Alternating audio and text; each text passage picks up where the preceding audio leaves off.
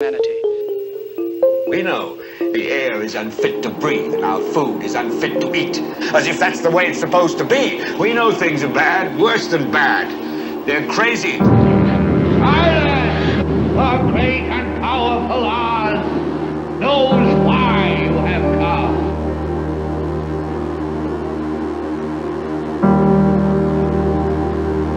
You've got to say, I'm a human being. God damn it! My life has value. You have meddled with the primal forces of nature. Don't give yourselves to brutes, men who despise you, enslave you, who regiment your lives, tell you what to do, what to think, or what to feel, who drill you, diet you, treat you like cattle, use you as cannon fodder. Don't give yourselves to these unnatural men with machine minds and machine hearts.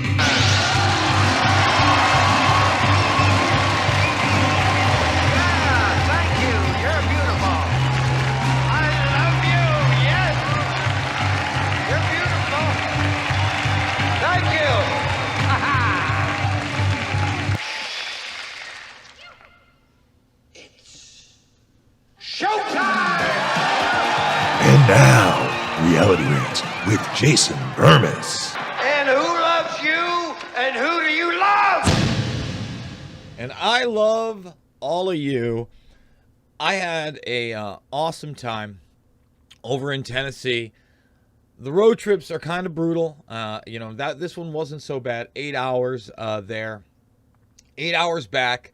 Got back, managed not to ruin the main card of the UFC. I know so many of you are that concerned. Got to watch that last night, catch up a little bit on the news, and got a ton of great interviews and questions. And I felt like I also gave a great presentation over at Clay Clark's Reawaken America tour. And two of the biggest highlights of the whole thing for me, and I'm going to try to keep this one sunny. It's Reality Rants with Jason Bermas, Monday morning, Red Voice Media in the house. I want to thank Ray and the gang so much.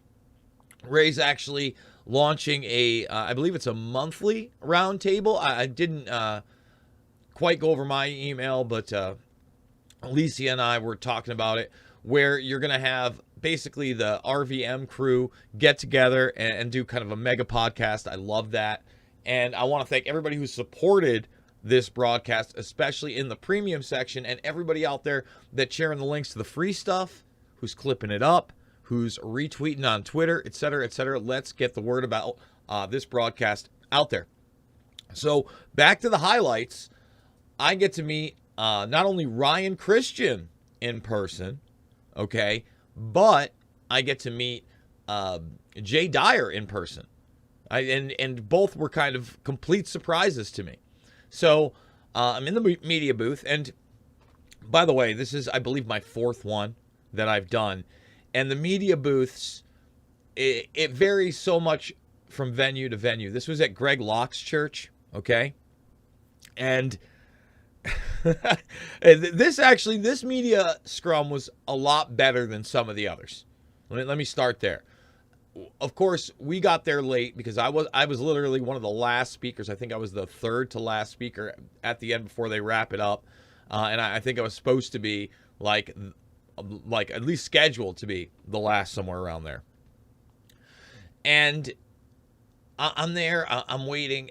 And we get there, we get a table, we're in the corner, but so many people are there. And the Rebunked gentleman comes up to me. And I've been on Rebunked, and we've done Union of the Unwanted together, etc. Really good work. And he's with Courtney Turner, who I've done her podcast in the past. They've all joined up for Pirate Streams. So while I'm outside getting a coffee, I see Ryan. I was also able to meet the head of AMP, which is American Media Periscope, where I do MSOM or Making Sense of the Madness sometime. Met him in the same thing. Shook his hand, John Michael Chambers. So really, just awesome. And then on top of that, as you're going to see, because, it's also about the work. Not only, and that's the thing. I try to make the most of these things. Sometimes it's just such an S show. See, I'm going to try to keep it clean for the kids, okay? That you don't really get a lot of interviews. People aren't coming through the press area or in select press areas, and you're not really able to get them. So First of all, we're going to start with a question that I asked Michael Flynn, and the video gets cut off for like 5-10 seconds. Don't worry about it. He gives almost a 15-minute answer, so you won't miss much, I promise you. And it's about the classified documents. But I've got a video also with that whole gang, the Rebunked gang.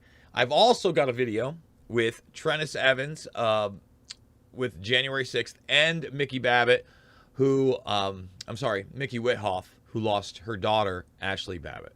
And, those are all interviews I think that we can play on YouTube. What we can't play is the interview with Peter McCullough. We probably can't play the interview with Jay Dyer. And we certainly, in my opinion, cannot play my actual presentation, which we'll do on the other side. Unfortunately, the audio in the clips is pretty low. I'll see what I can do to kind of fix that on the fly with the fader.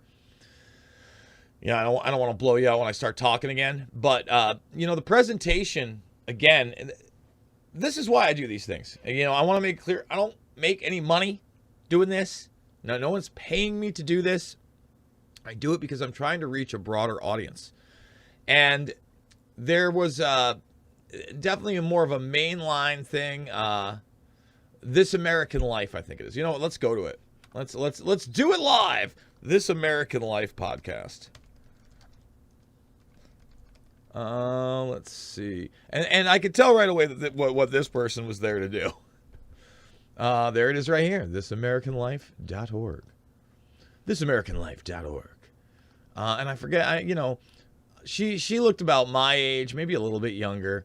And we'll see what happened. But it's a podcast. It's actually a pretty big one. And we'll see if anything, that I said to her makes it on there. Possibility. You never know. I think I was interesting in the fact that I'm not your typical person there. There's a lot of evangelicals. There's a lot of mega Trumpers. I don't fit into that box. I was actually talking to her about corruption in elections long before. I was talking about how I believe John Kerry actually won in 2004. He was sent in as a ringer. Howard Dean was the clear front runner. And these things kind of continue on, right? They cycle in. Like Howard Dean was the guy the Democrats, at least the media, and people were getting behind because some of the more, I would say, risque things that he was saying about not only the Iraq war, but questioning 9/11 a little bit, nudging the bear. What did he know? And when did he know it? Remember that? That talking point? What did they know? And when did they know it? No. What did they plan? Okay, what did they repeatedly drill? Who did they financially support? Who did they give cover to? What agencies were they working with long before Five Eyes? That's the real question. Those are the real questions. And that's why, after the Loose Change series, I did Fabled Enemies. So I could show you the Pakistani, Israeli, continuity of government operation that went on. And then I could show you how it was covered up by the establishment of a whitewash via the 9/11 Commission and just ignoring the vast majority of evidence. And especially the things that we cover in the film Fabled Enemies, where we have the current poopy pants puppet in chief twice on camera, admitting that he met with one of the money men behind 9/11 in D.C. the week of 9/11, General Mahmoud Ahmed. Okay, the guy who wired $100,000 to Atta just before the attacks. Okay, which, according to the 9/11 Commission, the attacks only cost $500,000. So this would be 1/5 of the funding of this. Met with him, said that, nobody knew he financed the hijackers. Get a life. And then when he's questioned about it again, he says that's classified. Now, he wasn't the only one that met with him. And I'm sure Joe Biden has no recollection of that meeting at this point. He has no recollection of 10 minutes ago a lot of the time. 10 seconds ago a lot of the time. I just want to point it out. We put it out there because that's how operations work. There has to be layers of plausible deniability. You have to have front companies, okay? And then you have to run cover with drills, not only so if you get caught, you can say, no, it's part of this, but to get rid of the good people that would blow the whistle on you. Okay, see, that's another thing we focused in on Fabled Enemies, is that much of the good FBI counterterrorism unit was on the other side of the country running drills in California. Okay, so all of a sudden these attacks happen largely on the East Coast, right? And these guys are stuck there for days and days and days as the cover-up crew is in control. That's how it really works, guys. That's the whole shebango. And I know I said I'm trying to keep it sunny, and I'm going to try to keep it sunny. Peter McCullough. That's the big interview you're going to want to go at least listen to over on Podbean, but I suggest you subscribe. Peter McCullough, Nurse Kim. I forget what Kim's last name is, but I interviewed her recently on Making Sense of the Madness, one of the whistleblowers within the medical system. That's all I'm going to say. Don't want to say much more. Might get in trouble for some misinformation or disinformation. That's why we can't play it on this end. So I talked to McCullough about DARPA. I talk about, different types of theories that are not allowed to be discussed. Yeah, we did it. And hopefully I'm going to be able to get to have McCullough on this program. And I really need to just get on that. McCullough on this program for a good hour. Because that's where we can have a real open discussion about what he thinks we know and what can be proven. And it's funny, as he walked through the door, I was like, oh, Peter, I just want to thank you for starting to talk about DARPA and their connection to all this. And he says, yeah. And I said, I've been talking about it for like 2 years. He goes, it's on their own website. And I go, I know. I've been talking about it for like 2+ years. And he goes, well, you were talking about it way before me. And one of the young ladies that, again, this woman who I had interviewed, I talked to her really quick. I thought they were gone. McCullough is great with his time, by the way. He's absolutely amazing. He hits so many media outlets. He's the man. Peter McCullough, the man. I want to get that across. He's the man. Okay. So McCullough, later on after we do this interview, and again, that's going to be on the second hour of this. Red Voice Media exclusives all over the place today, guys. redvoicemedia.com. He comes out of the bathroom, and as he comes out of the bathroom, me and him are having a discussion. Me and him talking so goods over here. And then Jay Dyer, I've never met Jay Dyer in person, walks through the door as we're having this conversation. And McCullough is talking about a retreat that he's just been on. And apparently, Peter is a religious person. And basically, they were talking about just everything that's socially going on today. And Dr. Peter McCullough is a doctor. He's a doctor. Just putting that out there. And he talks about this whole trans kids thing really quickly. So I look at him, and I'm looking up at him because I'm actually sitting down. And I go, well, Peter, that's really a transhumanist agenda. And he looks at me a little bit, and I go, do you know who Martine Rothblatt is? And he looks at me, and he goes, no. And this is after our interview. He goes, but I can tell you're really into this. And I said, been doing it for a long time, man, and this is the real deal. We talked a little bit about InfoWars. We talked a little bit about Alex Jones. A really gracious guy. I just want to say that. Really gracious guy. And that's why Clark's events, all right, are some of the most powerful events out there. A vastly diverse group of people. Now, at the core of it, are they Christians? Yes. Are they conservatives? Yes. Are they, in large part, Trump supporters? Yes. So what? So what? I mean, there's so many people there that are coming at this from different angles. There are so many people that now, after the Trump administration and after basically the death of the QAnon nonsense, right? And the Trust the Plan gang and the whole thing. that there is something going on, and that Bill Barr wasn't my friend, and John Bolton wasn't my friend, and Mattis and Pompeo, not my buddy, not my champ. And then, you got a lot of people talking about Musk and the Twitter files.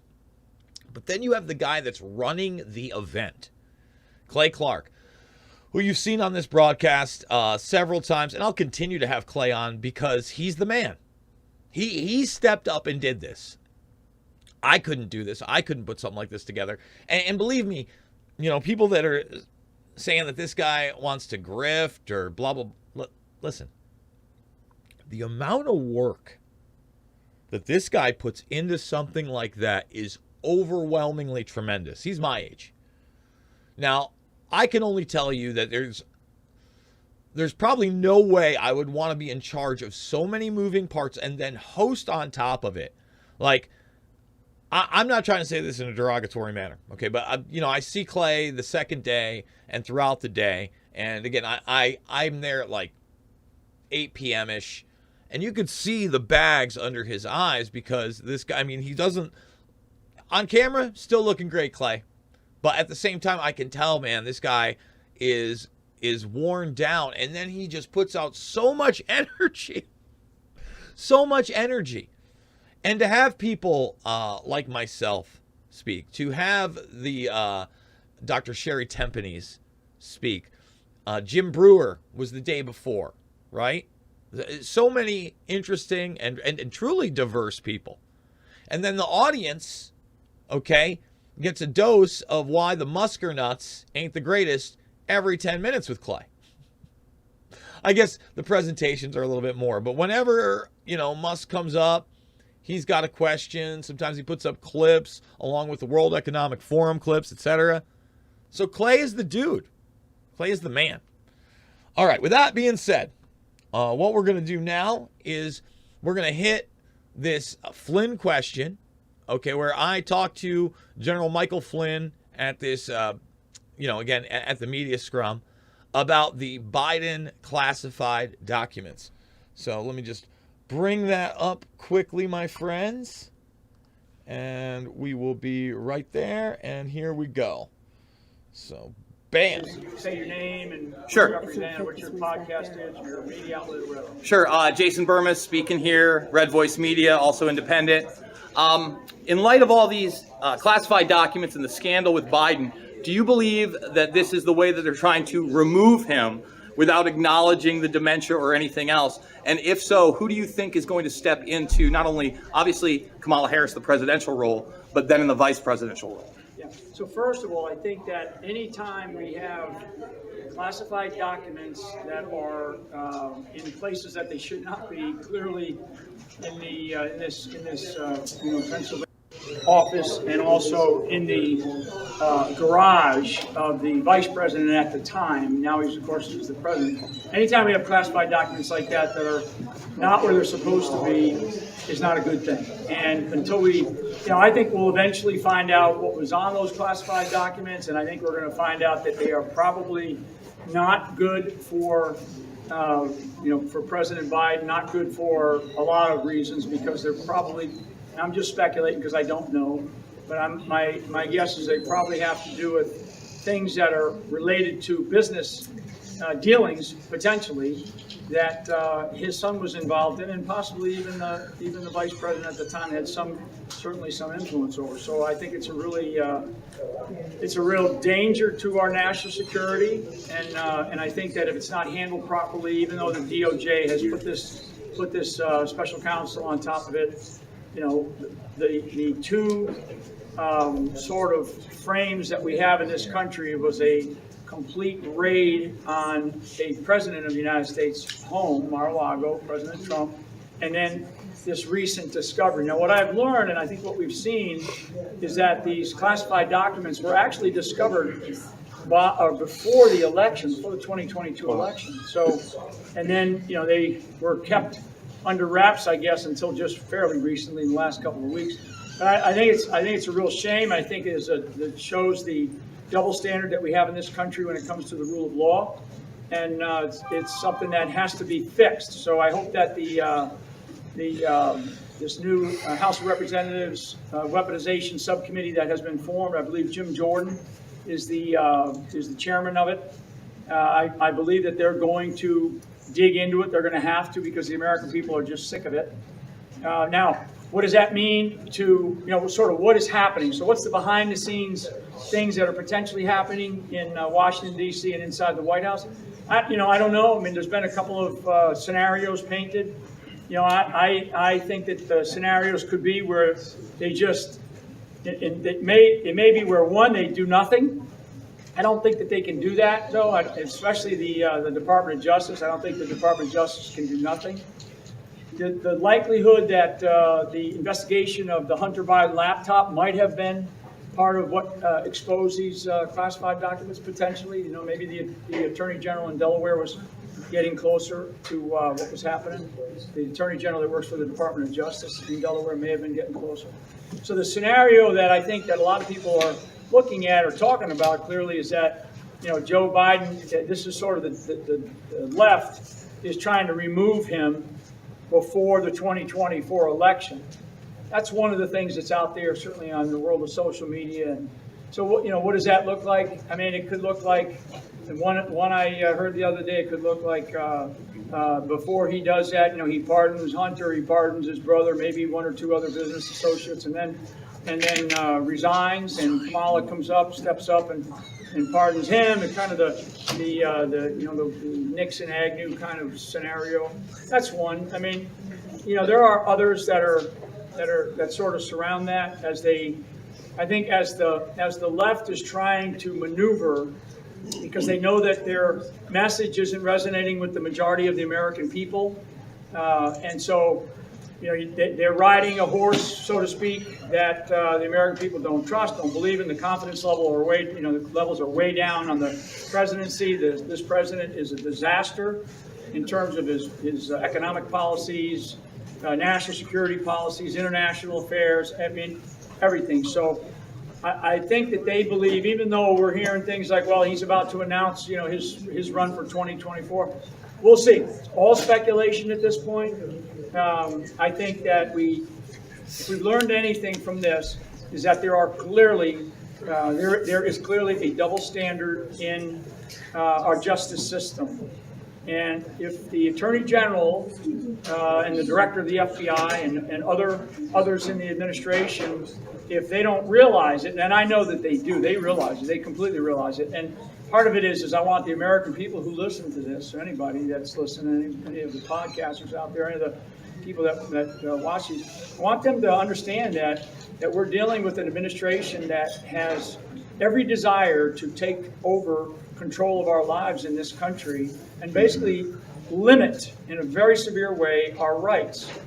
And I think that that's sort of the direction that we're heading. So we'll see. Like I said, a lot of speculation, but they're going to have to show, and they're going to have to make some decisions here pretty quickly, because this weaponization subcommittee they're going to take some hard shots at the administration. For those that don't know, yesterday the Department of Justice announced that they are no longer going to take requests from the House. They announced this yesterday. Wow. No longer going to take requests from the House for, to dig into things that are happening. So that's interesting. I mean, you have to go back and read the article and read the statement from the Department of Justice, but it's like, wait a second. So you can't do that. People of this country are not going to put up with it. So anyway, okay. Let me go right here. Thank you. Hi, I'm Penny Fay of Penny Fay Live. It's a pleasure to meet you. Going to the clandestine services, FBI, I'm going to call them clandestine too, since they're doing stuff under the table. How do we fix this? Yeah. So, actually, this is a pretty good segment right here. Like, again, how do we fix this? I haven't talked to Flynn behind the scenes about really anything. You know what I mean? I briefly shake his hand a couple times. Obviously, I got that question in. He was actually right next to me before I went on, cracking a couple jokes. I'll tell you what, he's really spry for an older gentleman. I mean, you can tell, even being exhausted, his eyes are wide. This is a military guy. He's very disciplined, very regimented. But my presentation, he was like up on stage actually watching me on the side and watching the slides, and he was kind of blown away. I'm hoping to get him on. I know I've discussed this before, but at least a portion of this answer we're going to play. And then on the flip of this, we're going to play the Pirate Stream team of Ryan Christian, myself, Rebunked, and Courtney Turner. So that's a good question. So the security state of the United States of America, you know, Eisenhower in the very, very end of his administration, he sort of coined the term the military-industrial complex in a negative way, you know, in a negative way. So the rise of the security state has overtaken the military-industrial complex. That complex still exists. It's all over Washington, D.C., and it controls a lot of our money. Gets a lot of our tax dollars, so to speak. So that is if you look at just to give you a sort of a little bit of a 60,000-foot level, if you still understand the military-industrial complex, which is, you know, really part of our defense industry, and these partnerships that we have, particularly for things that we would normally do overseas. And now we have this rise of the security state. The size of the security state has grown since really 9/11. When you start looking at numbers of people in these federal bureaucracies, Patriots, these unelected bureaucrats, as Trump likes to talk about, they have probably grown by times 5. So whatever existed, if 10,000 existed on the 10th of September, then now you're talking about 50,000 in that same agency or activity or department. I mean, some of these departments have tens of thousands of people. So the growth of the federal bureaucracy, the growth of the security state has grown immensely. So that what has happened, though, I think, and people are seeing more of it because, frankly, because of the body of people that I'm talking to this morning, the rise of independent voices who are unafraid and independent, right? I mean, and don't have to cater to a corporate set of talking points.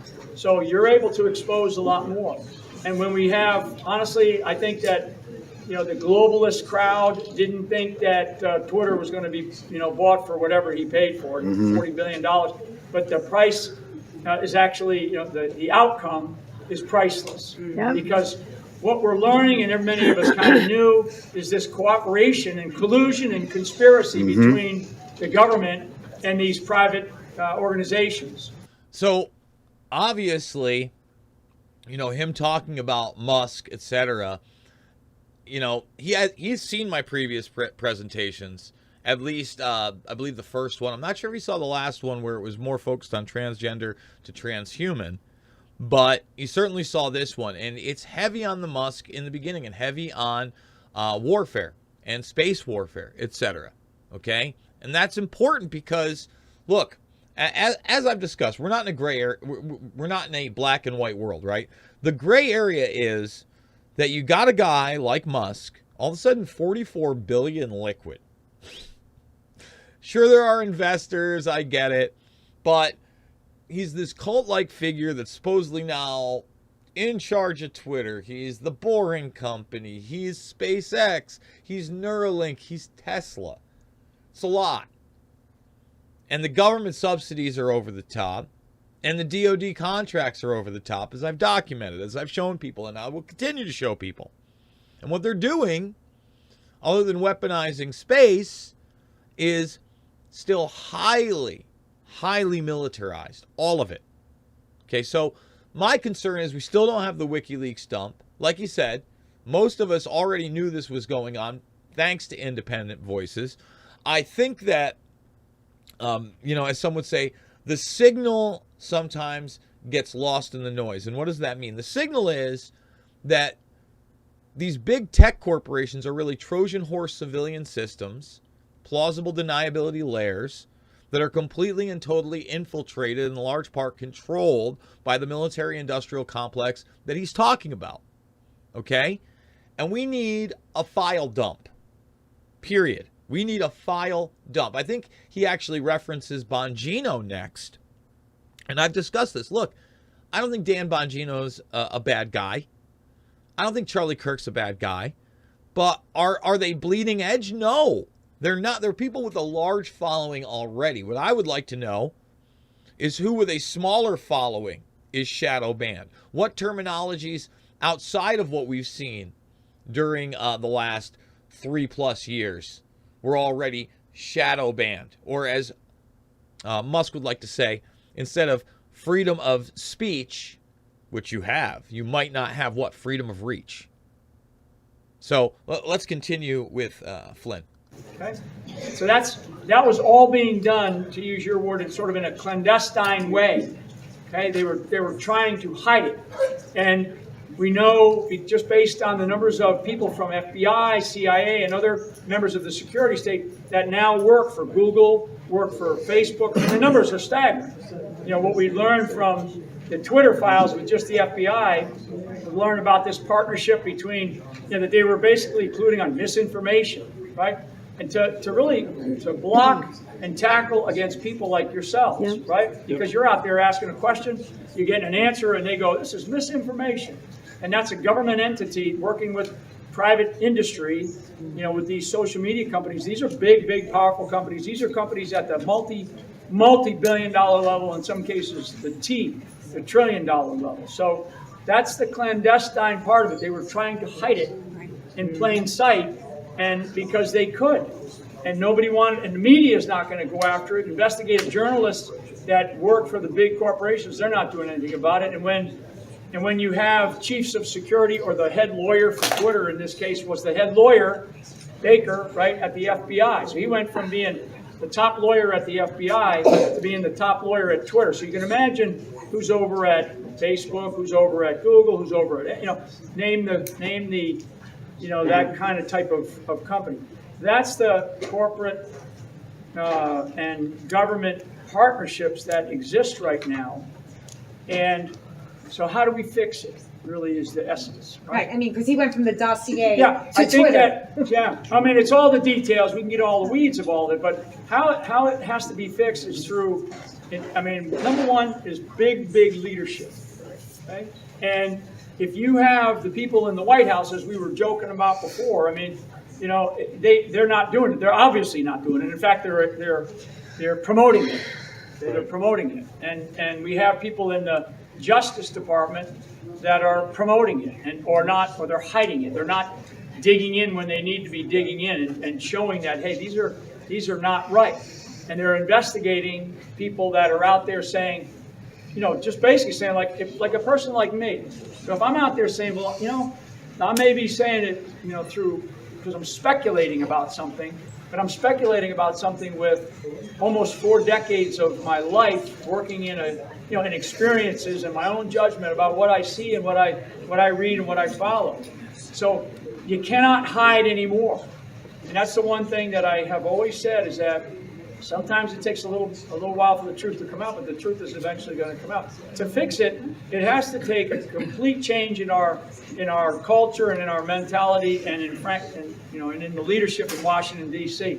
But it's not going to even for a Donald Trump to come back, which I mean, he's the right one, because he's so out of the box, and he's so, I mean, look at what they've done to him and his family and everything, right? I won't dig into all that, but he's a person that comes in and just goes, whoosh, and he actually has the, not just the sort of the wisdom, but he's also in a position of the presidency, understanding what he knows now, because I don't believe he understood as bad as it was back when he was in the White House.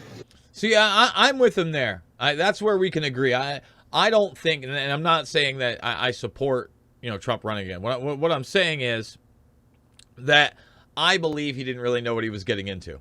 Okay, that is something that I absolutely believe. I don't think he actually knew exactly what he was getting into. But hey, that's just me. That's partly why I'm standing up here today. General Flynn? Hold on, because this is a super important point. Nope. Because if it's not fixed, we can't get past this. No. Yes, sir. It's not fixed. So, what do? You get in there and you look at the organizations, you look at the top leadership, and you have to get rid of a lot of these people. I mean, there has to be whole cloth. Thank you for your service. Clean Have a house. nice day. Yes, sir. And that's one.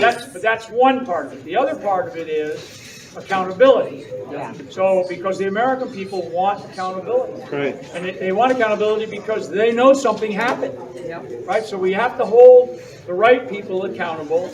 And some of that accountability, it's not to say we want all these people in jail or where. It's just to say, to expose them and to say, look, you did this. Now, how do you want to be, how do you want to be remembered in history? Because right now, the American people are not going to have anything, but they're not going to have any of it. In order to get there, though, it's going to take the American people, so as many people maybe combined that are listening to these things, it's going to take the American people to say, we can't take this anymore. I mean, we're here, we talk about, voting blocks and large voting blocks, and like I've been inclined to say that and we're based on Judeo-Christian principles and values in this country. The Christian voting bloc in this country is huge. The Catholic voting bloc inside of the Christian voting bloc is gigantic. But like 50% of Catholics vote for Democrats. I know. So you kind of go. But we also had Republican senators vote for this recent marriage act. Yeah. They'll all stand there and say they're a Christian. And we had, I think 16 senators vote for this $1.7 trillion bill. Yeah. Where we sent $110 billion over to Ukraine. Back to us. So back to them. But if you think about it, we have 435 members of the House of Representatives, right? So you took $100 billion, you divide it by 435. You know how much money each district in this country could get? That's $200 million. I'm going to stop it there. I think he did a good job of exposing the corruption. I think that when he talks about the Christian voting bloc, for me, the Republicans, the Democrats, same coin, slightly different flavors, right? I don't believe there's much difference, if any difference at all, okay? And I think Flynn is also a good political speaker, right? He's very good at not only addressing the situation, but being pretty eloquent about it and know what base he's speaking to. I know there are a lot of people out there that feel like he was the guy behind the QAnon. I don't believe that. I don't believe he was behind the QAnon nonsense. I think that a lot of these guys, especially at the top in those circles that were promoting Trump, realized a lot of that was Trump's base, and they played up on it.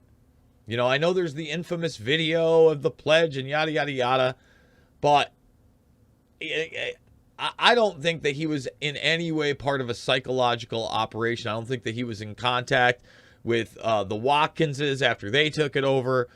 I think the origins are pretty clear.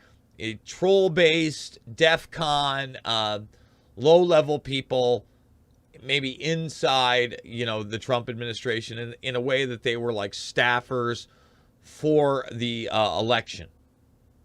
Okay? In conjunction with the folks at DEF-CON. Not good people. Threw a wrench in the whole thing. Made people believe in a lot of fairy tales. A lot of Johnny nonsense. And people, hook, line, and sinker. Some people still aren't over it. One of the funny things is, I think I've mentioned this before, is the guy that everybody was like, that's JFK Jr. He's there. He was like there until like the end. Hey, he outlet, and he's got the same hat on, same scruffled beard, same suit, the whole nine, Fusco. In fact, this next clip with Rebunked in the gang, this is again Rebunked, T-Lav, Courtney Turner actually discussed the Fusco happening. So here we go, guys. Check it out. More from the Reawaken America tour put on by Clay Clark and the gang. Hey everybody, Jason Bermas here. We got a killer crew. Let's get it up top here. There we go. We got Courtney Turner, we got Rebunked, and we got T-Lav. We are at the Reawaken America tour. Bam, bam. A lot of interesting folks here. Let me do this with my little camera really quickly. That's how hardcore we are, guys. So, a lot of interesting people here. You just got done with a conversation with Dr. Peter McCullough. Tell us about that conversation. It was a great conversation, actually. It was insightful, and you know what I like is that he's not afraid to push back on things that a lot of this community might think is very something that's being argued, and so he's very objective. We had a great conversation, even about terrain theory versus germ theory. Yeah. Really very interesting. Yeah. That's been a big topic. I really loved how he handled it because regardless of stance, but he was actually objective but yet listened. Yeah. And it wasn't dogmatic. You know, I think a lot of people accuse him of being such, and he wasn't at all. So I really respected and appreciated that. Well, that's even a conversation that I don't have a lot. You know what I mean? Because I'm pretty much on the virus, and I'm not saying that terrain might not have something to do with it, but I think when you discount all of virology and these bioweapons labs, why would they be everywhere? Well, bioweapons are not the same as virology. And I think just for his point though, and that's a good point. But what Courtney asked was essentially, the question is there something more in between? Was the insinuation, and it seems like they all are seeing that more. Like I had great conversations with Andrew Kaufman more than once, and even he, when really taken to the extent, is willing to argue. Yeah, there are things we don't know. I tend to think there's more of a middle ground. I do too. That's exactly what I think too. It's like you have to take care of your body. You have to take care of your training. You have to take care of your health to reinforce the innate immune system and make you less susceptible for disease. And not only that, but when you're talking about viruses, we're talking about something that is submicroscopic. So everything is a theoretical model, and therefore, if you're talking about theoretical models, as with all of science, like Richard Feynman said, there are many things, many questions that cannot be answered, but there are no answers that cannot be questioned. And if you're dealing with models, new evidence comes to the fray all the time, and so we should be able to take that new evidence and then hopefully use that to ask good questions and get closer to the truth. Because the reality is, there's so much we just don't know. When it comes to the human body, I would argue we know so much less than we actually know we do. Even people in the medicine. And be okay saying you don't know. That's so paramount. And you know what? That's the thing. We just had a great conversation on your show, and the focus of that. Our three of us. Yes. When I say your show, I mean the group show, Pirate Streams, and really what it came down to was being open to questions and being open to conversations. So you guys actually got here a day before that I did. What would you say was the most surprising aspect of this? Like, who did you talk to and you're like, wow, that's really interesting, or you didn't think you were going to come across this information? I'll start the line over here. Go ahead. No, you got to answer. Go I met JFK Jr. Yes. I mean, what's his name? Fusco. Yes, I've seen Fusco at these events. Yeah. So I met JFK Jr. guys. Bam. So what was that like? Let's. It was cool. He was cool. I just thought it was. He kind of basks in it. What about yourself? Well, I don't know what's been the most interesting. I think actually one of the things that's been most interesting is just what we're talking about. I think people expect this group to have a very specific mindset. And what I've been really surprised by is really how open people are to discourse and to discussion and to so many different viewpoints. But I think people do think of even this event as being kind of pigeonholed. Everybody thinks the same way. And the reality is there's a big hodgepodge here. And I think so too. And you're at the forefront of alternative media. I'd say The Last American Vagabond is one of the best alternative media sites out there, if not the best. And I'm not trying to toot your own horn. I think that you do a really great job there. Your alternative media, you're not necessarily conservative or alt-right. In fact, I'd say you're absolutely not that. So, same question to you. What has been the most compelling thing here, the most surprising thing here? Well, yeah, I mean, just to go off on the same point, because we were just talking about this. Like, it's actually even funny enough with my Uber driver having this conversation on the way here, and they're just blown away by the different types of people that they're seeing, and that it just get. The point is, I think, at least in my perspective right now, I think that the false two-party paradigm, but the right side of it, is more accepting right now to outside perspective. Just like the left was more during the Bush administration and the anti-war. Yeah. Yes, exactly. And so right now, I think what we're seeing is that there's a lot of people here that are here because that's the only grouping that will let them have a day and talk and engage with conversation. And so you find that it's more eclectic than you realize. And people, so we talked with two great people. I came over there actually with Jim Price. And I wasn't very familiar with him, and was just blown away by the interesting conversation and the nuance and the objectivity. And so it was really just inspiring to me to realize that there's, maybe even from my own perspective, judging more than I should. You know what I mean? I get it. Yeah, and so it's been really great. great. I really enjoyed it here. So what's next? Obviously, the Reawaken America tour is going to Miami and Las Vegas. The midterms are over. I would largely say the infrastructure of our voting system is still in peril. It has been for 15 to 12. Well, we could say forever. There's definitely been corruption. Quickly, it's been well over a century. My concern is the way that we got away from physical ballots and physical counts more and more since 2000, the last 20 plus years. And now there seems to be no accountability, no audits whatsoever. And the narrative now, if you question elections and you're on the wrong side of the mainstream media narrative, is you're an election denier. Just like you were a 9/11 denier. And of course, questioning anything World War II makes you a Holocaust denier. And that is why they use that term denier, is to try to, I think, equate people with Holocaust denial that would dare question elections. What do you guys think about that? That's a good, It's a good point. Go ahead. I was just making that comment. It's a good point. Well, it's a good point because that just in general to the association. But I think it's more than that. I think it's as simple as getting it down to a binary thing, right? Yes. Where there's no nuance. I can't point out that's bad and that's good. You're either denier or you're for, which is really, to your point, it's a silly thing to say. What do you mean election denier? We know they happen. They're cheated, right? It's like the denier, it's kind of like we see with wars. You're an Assad apologist. It's like there's so much more going on involved in this conversation.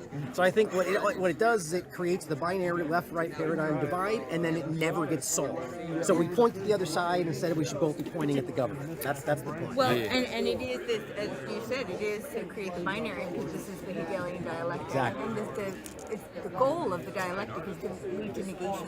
Because when you have the negation, you have chaos and it's a breeding ground for new solutions. So they can come in with their, quote unquote solution or whatever it is that they're going to step in with, which is going to be the control mechanisms that they can use their power.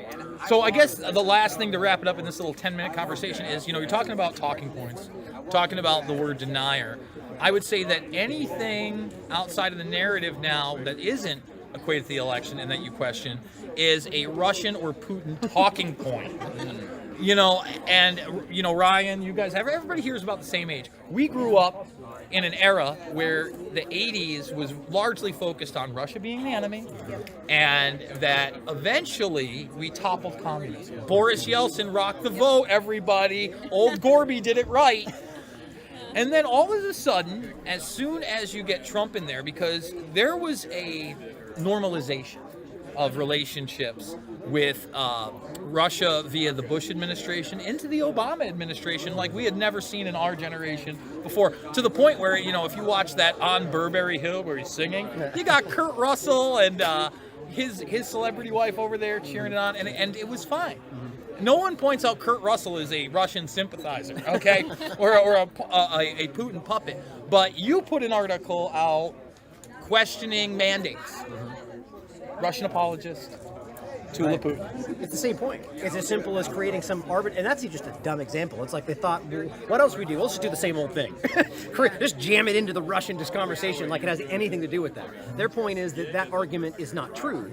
And the only reason I think it is because I heard it from Russian influence. And it's ridiculous. No, we had a measured investigation and we looked at the science and, it's just funny how that works. But I think it all comes back to this kind of, like we're talking about, dialectical dissonance. That's what we call our podcast that. Because we're trying to break this down, break away from this dialectical manipulation. But what's on the point of Russia, though, since we're wrapping this up, I thought was interesting, and you and I've talked about stuff like this before, is that going back to Afghanistan, let's say, and the Mujahideen, the argument, going back to the narrative, is that ultimately, it's one step behind the narrative, is that we now know today that they funded and grew the Mujahideen to use against Freedom fighters, bro. Freedom fighters. Right. It was Rambo 3.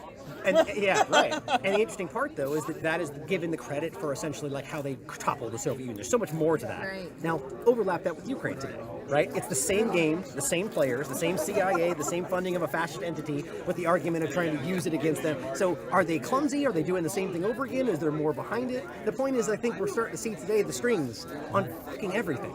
You know what I mean? Like just every little deep part of it going back and going forward. So I'm just fascinated by that. I've made the argument that, obviously we've always had misinformation and disinformation, right? Mm-hmm. But now we have what is almost a complete inversion of the truth, where they almost have to make it totally and completely opposite and sell you on that fact. This has been a really great conversation. Everybody down the line, where can we find your individual stuff?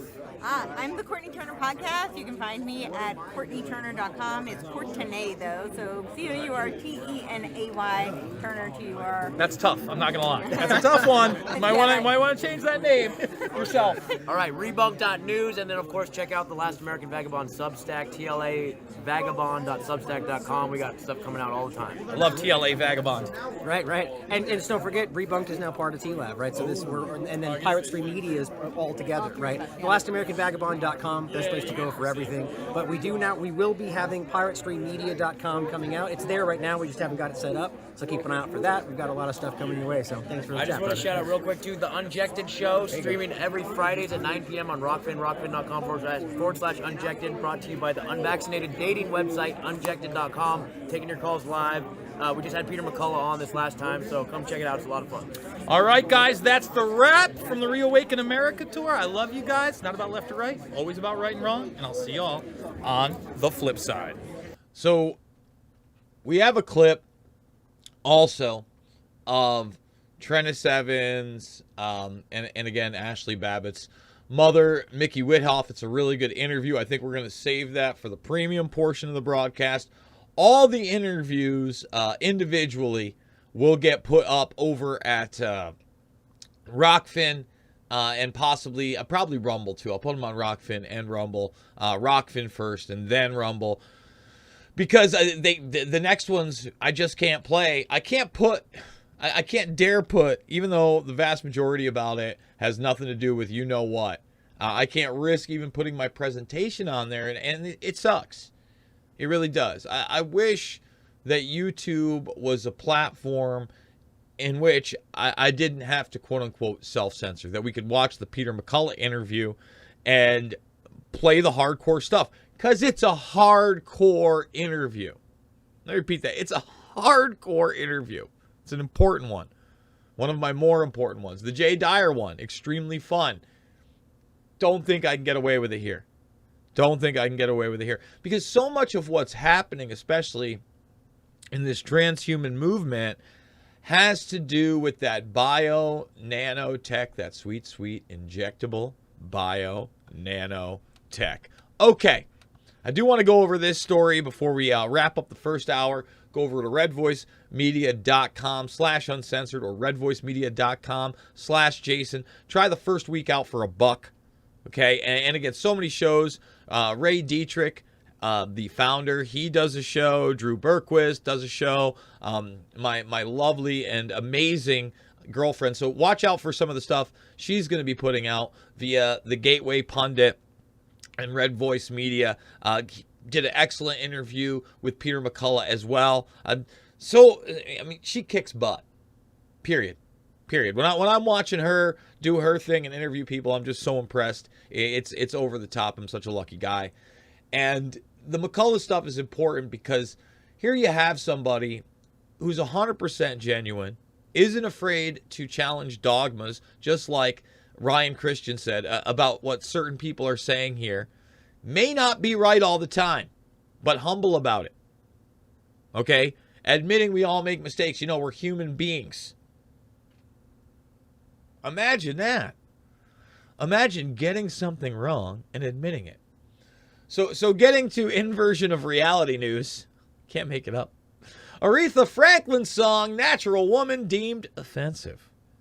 And it is being slammed by Standing for Women founder Kelly J. Keene, saying it's really hard to ignore the misogyny of the trans rights movements as Aretha Franklin's song, Natural Woman, was recently slammed as offensive.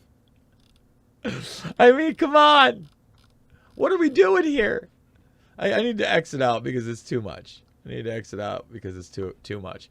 By the way, This American Life, like I said, this is the more mainstream. I'm sure they're going to be not so great to a lot of these people. But then again, I hear things all the time while I'm over at these things that I don't agree with as well. And then there's some really interesting people. There was a couple kids there. Apparently this little 12-year-old, he makes stop motion Legos. Kind of cool. And I know how much those Legos cost. I was like, man, you could have picked something a little cheaper. How much was your last Lego set? I know how much. And he showed me he was like paid $330. I go, no, man, I get my Legos over at the TJ Maxx and Ross. I don't really get Legos, folks. And even there, they're unreal. Unreal. I mean, when you're talking about like a 300-piece set, like one of those boxes this big, 80, 120, 150 bucks. Even if you get them at the TJ Maxx, you're talking 60 bucks plus tax. Legos. Plastic toys. And you know what's funny? Jay Dyer and I also are sitting there doing the Courtney Turner podcast. This little dude, very impressive little guy, is doing his own podcast, and he's interviewing somebody with one of the elongated skulls. Now, I don't know if I'm in the middle of a podcast. Jay Dyer and I both comment on it, end up talking about, what was it? William Henry and a little Ancient Aliens and these other things. But I'm wondering if this is like one of the legit skulls, because it's small. Like, it's tiny, too. Like, the elongated skulls, you'd think it's a tiny person. It looks like a kid skull. And so, I don't know whether it was a real skull or it was a replication of the skulls. No idea. Very, very interesting. You know, maybe I'll find out by finding that kid's website, Rumble, YouTube, whatever he's got, and checking out that interview so I can find out for sure. But that was another thing. You know, you don't see that much, especially at these events, which is kind of refreshing because, to me, I think the alien issue, right, is one to obfuscate, obstruct, and infiltrate the consciousness of human beings to mask hidden technologies, classified programs in genetic, not only, I guess, chimeric research, but all sorts of multi-species, molecular, and genomic programs. Let's put it in that broad sense. The kind of stuff we see in that NASA document. So, I don't, and Hollyweird, so in bed with the military-industrial complex on so many levels, elevating narratives and being used to manipulate our minds because, unfortunately, subconsciously, so many of us see something in a movie or on a television show and fantasize about that being reality. And in many cases, that relationship to what we believe is more real than reality, more human than a human. And if you don't know where the more human than a human comes from, if you think it's just a Rob or White Zombie song before Rob Zombie went solo, it's not. It's not. It's from the book in which Blade Runner is based on. Do Electric Sheep's Dream, I believe. Is that it? Do Electric Sheep's Dream? No, do androids dream of electric sheep? See? I got to get sharper. I got to way sharper than that. Pull up the memories. So you can come on over to the Podbean portion of the broadcast for free, the infowarrior.podbean.com. Or really, what you want to do is you want to get on one of these magic devices or on the thing. You just look for the Info Warrior podcast. It should already be streaming. That's the way you listen to these interviews for free. Otherwise, you got to come over to redvoicemedia.com/Jason Bermas. Or I'm sorry, what is it? /Jason. Sorry, not /Jason Bermas. /Jason. Or /Uncensored. Look at that smug look on my face. To see the rest of these. And again, I'll be posting them individually on Rockfin probably later in the day. Probably this evening, we're going to be doing Mixed Martial Mindset as well over here. Yeah, because I can't do it at the normal time. I got to just move it to a nighttime broadcast on Mondays. I mean, see if Fitch can do that. So once again, we're going to start leaving the mainline stuff. We're going to start going over to premium at redvoicemedia.com. I want to remind everybody, it's not about left or right. It's always about right and wrong. I would go speak at any event to any group of people. And I'm getting a little feedback right there on a repeat. But as that goes on, I'm going to start down the line. Rockfin, I love you guys. You're going to be getting all these interviews that I'm about to play later on in the day, as well as my presentation where I'm going to clean up the audio a little bit as well.